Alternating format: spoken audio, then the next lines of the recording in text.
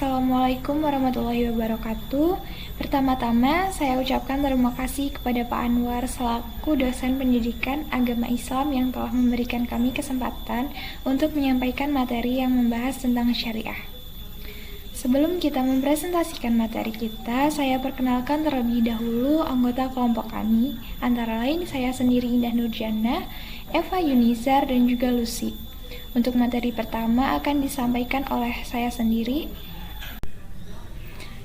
Apa sih syariat itu? Syariat secara etimologis menurut kata dasarnya berarti jalan ke sumber air atau jalan terang yang harus dilalui atau jalan yang harus diikuti oleh orang-orang beriman. Sedangkan yang kedua secara terminologis syariat adalah aturan-aturan atau hukum Tuhan yang tertuang dalam Al-Quran dan Sunnah Nabi Muhammad SAW. Aturan ini meliputi kompleksitas kebutuhan manusia baik yang bersifat individual maupun kolektif. Aktualisasi syariah. Secara umum, syariat mengarah kepada perintah, larangan, panduan, dan juga prinsip dari Tuhan untuk perilaku manusia di dunia dan keselamatannya di akhirat. Syariat sebagai hukum Tuhan mempunyai beberapa bentuk. Pertama, syariat bersifat umum, yaitu hanya menyebutkan prinsip-prinsipnya saja, tapi ada juga yang terperinci. Salah satu contohnya, Al-Quran menetapkan suatu cita kenegaraan, yaitu Baldatun Thayyibah, yang artinya suatu negara yang indah, suci, dan makmur bagi seluruh rakyat di bawah naungan ridho ilahi. Cita kenegaraan tersebut tidak dijelaskan secara detail yang bersifat teknis, yang dapat berubah-ubah sesuai dengan tempat dan situasi. Yang kedua, syariat mengadakan peraturan-peraturan yang terperinci dalam hal yang tidak dapat dirubah dan terpengaruh oleh perkembangan manusia. Misalnya tentang wudu dan tayamum, pembagian harta waris, dan mengenai peraturan pernikahan. Untuk pemaparan materi selanjutnya akan disampaikan oleh Eva. Dipersilahkan. Baik, terima kasih kepada moderator yang telah mempersilahkan kepada saya untuk menyampaikan materi selanjutnya. Kemudian yang materi selanjutnya yaitu mengenai fungsi syariat. Al-Quran sudah cukup jelas menjelaskan mengenai fungsi syariat tersebut yang mana dijelaskan dalam Quran Surat Yusuf ayat 57. Pesannya di sini menembus semua sekat yang memisahkan manusia dengan rahmat dan berkah yang sudah dikehendaki Tuhan kepada seluruh umat manusia.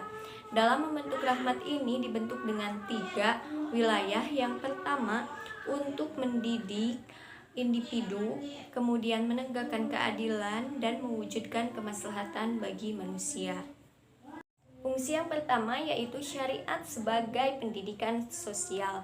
Nah, dalam hal ini Islam merupakan fokus untuk mendidik individu yang mana untuk menginspirasi umatnya dengan iman dan menanamkan diri sifat-sifat orang terpercaya dan bijak sehingga tercapailah tujuan-tujuan sosialnya.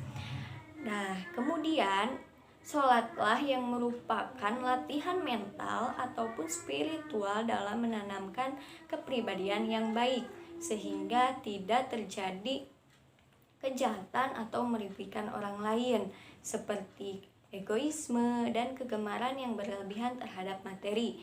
Hal ini telah dijelaskan dalam Quran Surat Ar-Rum ayat 45. Yang kedua yaitu syariat sebagai keadilan. Dalam pembentukan rahmah, syariat sebagai keadilan merupakan hukum tertinggi di dalam Islam. Bukan hanya keadilan formal, melainkan keadilan yang berasal dari Allah Subhanahu wa Ta'ala. Rahmah yang terkandung dalam keadilan ini mengekspresikan sifat adil dalam ajaran agama Islam. Fungsi yang ketiga yaitu syariat sebagai perwujudan kebaikan. Nah, dalam hal ini mewujudkan untuk kepada manusia dalam urusan mereka, baik itu di dunia maupun di akhirat, sehingga manusia terlindungi dari kerusakan dan kejahatan. Nah, faktor-faktor yang mempengaruhinya itu dapat dilihat secara rinci dijelaskan sebagaimana untuk memelihara kemaslahatan dalam lingkup ibadah.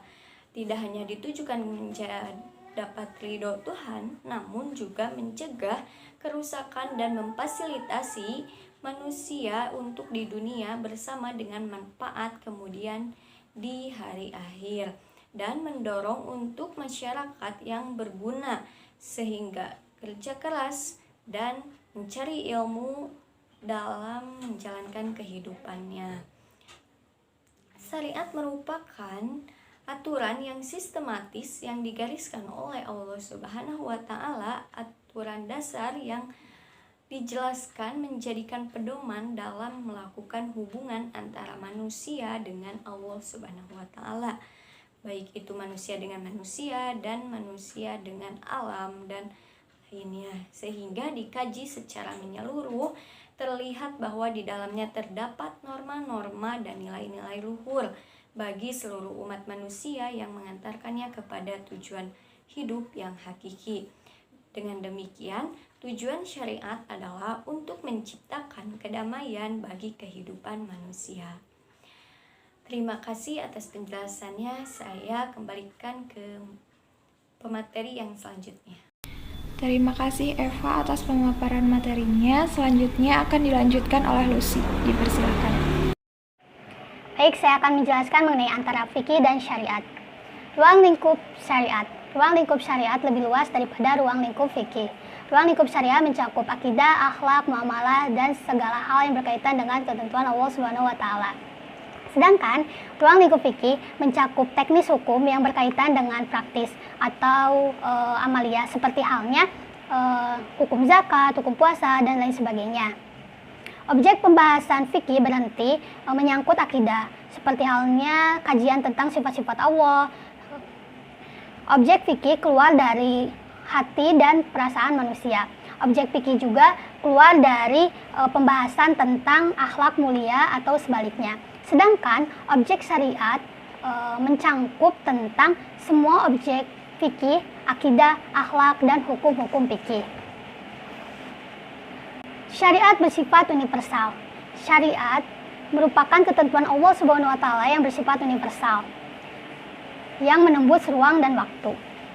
Dalam Quran surat Asy-Syura ayat 13 yang artinya, Dia telah mensyariatkan bagi kamu tentang agama apa yang telah diwahyukan kepadamu dan apa yang telah kami wasiatkan kepada Ibrahim, Musa, dan Isa. Segala tindakan yang dilakukan umat terdahulu merupakan syariat yang tidak tercantum dalam istilah fikih. Karena itu maka salah satu ilmu usul fikih disebut dengan dalil syar'u man qoblana, bukan fikhu man qoblana. Nah,